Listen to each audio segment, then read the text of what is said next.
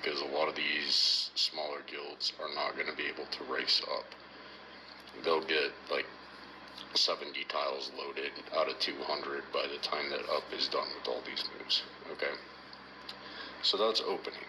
But after opening, so 4 hours later, the way that up moves is not from the center and out. They move along these edges, and they'll cut through 2s and 3s, but land on a 4.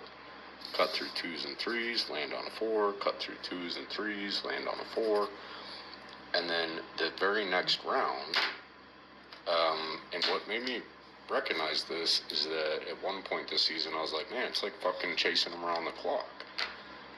You're not chasing them out of the center, you're literally chasing them around a clock, because the very next time that tile opens, even if you want to dig them out of this spot, they're going to start here and repeat that movement just on a different set of tiles, okay? And then, you know, this one, and then this one. Until after a full day, they're basically right back where they started. And that's why we can't dig them out of any quadrant, is because they're literally just rotating around the piece, right? And up is fast enough to, you know, so let's say we're making this movement, right? Up is fast enough to also attack the center as they make these moves, right? That's kind of a given. But omit that for a second. The thing that makes this movement work is not their speed per se. It's the fact that even if they were slower and they're making this move, as long as they do that, they can still hit the center from at least one area. Does that make sense? And they're fast enough to do it from 2 at the same time with extra support. Kudos to them. But either way, no matter where they land out here, they're always going to be able to hit the center somewhere. To be honest, I don't think the center should be our priority, and definitely not on the small map. This is the small map, so part of the challenge with the small map is that a lot of these tiles, this is true and accurate to our map. This tile covers 2, right? And then this tile covers 2 as well. So that's kind of how it filters out. Much better to hold 2 tiles on the outside than 1 tile on the inside.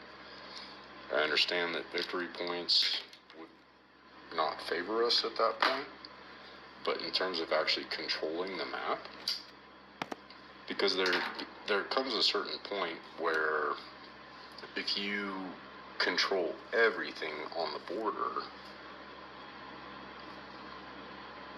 you automatically control the center. Does that make sense?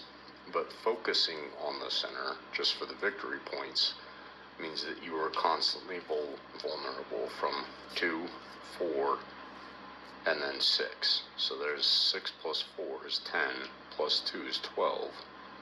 12 threats to each center tile, right? Depending on how they move.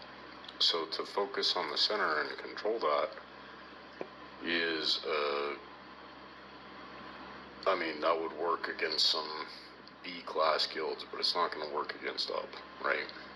Up is controlling this, and they'll take the center whenever they can because it's uncontested, essentially. Everyone is stuffed inside of their headquarters.